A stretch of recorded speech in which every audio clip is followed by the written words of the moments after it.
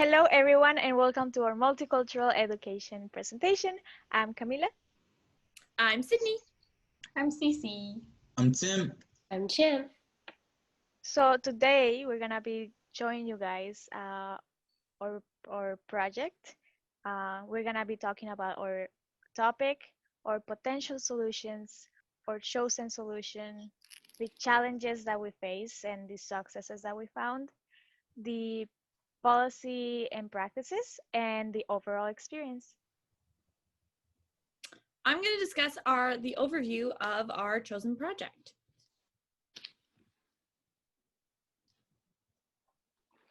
Why multicultural education, you may ask? Through our internships, we have discovered that there was a missing piece in providing resources to educators regarding multicultural education.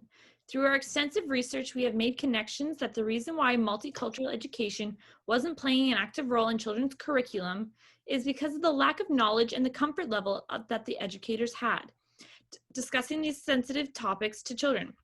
We believe in creating culturally responsive future citizens to remove prejudice and racist behaviors. We also want children to feel safe and supported by providing an inclusive environment where they feel comfortable to thrive in.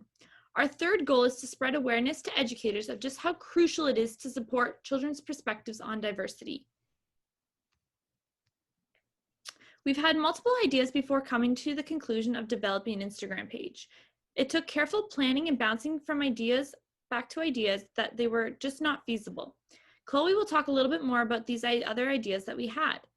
On the way to developing our Instagram page, we hit a major roadblock that put our whole project in jeopardy. But with some discussions with Mary and Sandra, we were able to work through it and to see the final product that it is today.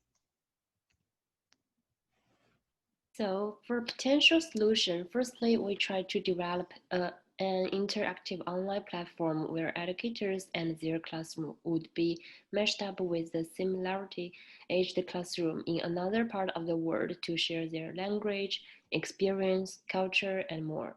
For example, the app PenPal Schools give students a global perspective with PenPal prospects in any subject. But we found the pen pal may need to spend a long time to wait the response and mailing. Also, the pen pal didn't get approval from school to communicate with the people from other countries. Also, we are trying to develop a professional development YouTube seminar to discuss with the teachers about what such students' life and the curriculum for multicultural education. Our hope is that educators would respond to this as an engagement to look at other cultures' teaching styles and more about the culture in general to inform their practice. However, it's hard to record an interview for participants who don't like uploading them on the social media. Besides, YouTube video cannot achieve communicate and sharing knowledge or information constantly. One of our goals in this project is creating a safe and a free platform for people to continue learning multicultural education. So the final project solution that we came out with is creating an Instagram page where we were strengthening the awareness for teachers of how crucial it is to support children's learning of another culture. So what we have in the Instagram page is a lot of information on multicultural education, a lot of resources for educators. We also have little posts on other countries where we talk about the food they eat, the dances they do, the things they like to do in the culture, and also about the curriculum of in the classrooms of that country. The Instagram page and managing it was time effective as we were able to discuss together about the aesthetics, the title, and we were able to divide the work done in an effective, timely, and equal manner. We did this by having each person posting on a specific day of the week and being the manager of the page for that day. During our meetings or chats, we discussed about the post and we kept track of our time. We see this page as ethical as we are not associating Fancha College or ECL program, but instead we are educators supporting other educators. There is also privacy for the users, the people that are engaging with us in comments, in our polls, and our questions and answers. We will not share the privacy of them, but we will keep them anonymous. So cost effectiveness, as you may know, creating an Instagram page is free, and you can post as much as you want without having to pay a subscription. For a page like this one, Instagram offers amazing tools to help pages grow, such as promoting while charging a certain amount of money.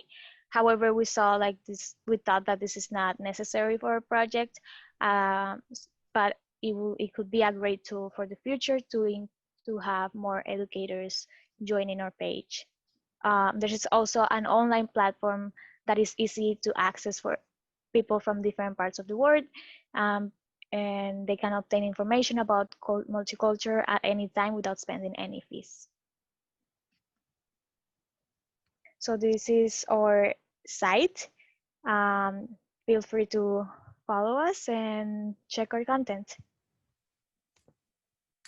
So the challenges we faced in the processing of creating the Instagram page, the first challenge we met is the ethical considerations. So we had a meeting with Mary and Sandra to make sure that we will have ethical considerations about every post, and our account and every post will not involve any ethical defense. So we keep the account private. And the second challenges we faced, as mentioned by Chen before, the two potential solutions, due to the global pandemic, it was the potential solutions were narrowed now. And the third of the challenge we found was through this Instagram page is effectively promoting it, because we have used our social media account to promote the page. We have reached out to educators and the families. However, achieving a high number of followers has been challenging. And due to the lower followers and the comments, it is hard to maintaining the public engaged. Although of these challenges, we were able to find some success. We created a safe space to share people's opinions. We found great engagement with the people that were following us, as we created some polls and the responses were great. We had questions and the answers were really engaging and positive. The posts that we made were meaningful and had meaningful information and resources. And also the people can obtain the free resource to learn from our Instagram. Environmental factors. It's clear that environment shapes policy, and the environment that is native or local to an educator determines the kind of policies that the educator is going to come and experience with. And in terms of our project, this project takes this into consideration, because the information that an educator is going to draw from our pages information that matches the policy in the environment that they find themselves, in which they put this to practice. So implementation of a curriculum that is welcoming, of every culture and shows respect for diversity. So the information that we allowed on the page, because we also put restrictions, are information that is both respectful and relevant. So we didn't allow any derogatory comments or any comments that does not have respect for other individuals on that page. Three is piggybacking off ideas and drawing from co-educators. So the purpose of the page, or the purpose of this program, of this project in which we finally arrived on this page, was to create a resource that educators can piggyback from. So they can always come back and see like a lot of information that is very useful to them in their context and in their environment. before one is just like that, because it contains a wealth of educational perspectives that are applicable to the immediate environment in which an educator finds themselves. And lastly, cultural relevant practices that has actually been utilized, and it's also going to benefit the social setting that is making use of it. So I'm going to paint a picture with this, that just imagine an educator being in a classroom that encounters a challenge and also knows about our Instagram page on how to approach a particular social or cultural difficulty, and that discussion was already posted on our page. It's something the educator can just go for a 2-minute bathroom break, quickly jump into our page, ask any educator, anyone that's available at the time can just answer and give such a person whatever is relevant to that situation, and they go back and life moves on smoothly. So throughout this project, we've each had our own experiences as well as our group experience. We have learned that throughout this process that communication is key for a successful project. This assignment was not like any other assignment we've done in the past. Usually when we get an assignment, we would just hand it in. We would complete it on our own and then hand it in before the submission date. But this project is not like it. This is the one that we had to be in constant communication with our agency mentor, in this case, Mary, of any changes to the project. We missed this step and then realized it later on that the project could have taken a turn for the worst. We think it could have been easier if we were working with an actual agency. We feel like we would not have missed this step. Communication is a big factor in an effective leader. Also, we looked at articles about the multicultural responsiveness and transfer this knowledge into practice to share with people who want to know multicultural education by social media. We engage in critical reflection and keep posting approaches for being global citizens, which help us and other peoples to become lifelong learners. We also feel like we were able to effectively manage a social media page in a professional and educated manner.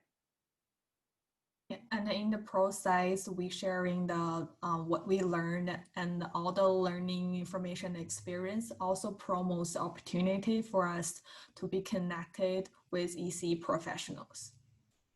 And in conclusion, we also came to realize how interconnected this field is and how dependent we can be on each other and how beneficial that can be for us. Thank you, and we hope you get the chance to follow us in the Instagram page.